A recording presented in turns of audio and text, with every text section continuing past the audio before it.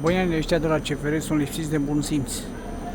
Suntem la Brazi și am venit cu Regio 13307, un tren care merge la Constanța, București Nord. A tras aici și locomotiva nu e în față, a tras cu spatele. Locomotiva e în față. Și nu știu ce am butoiaje pe aici, că văd că nu mai pleacă trenul ăsta, întârzieri mari. Bă, ăștia stâmpiți, bă, dați-vă, demisia ăștia de la CFR.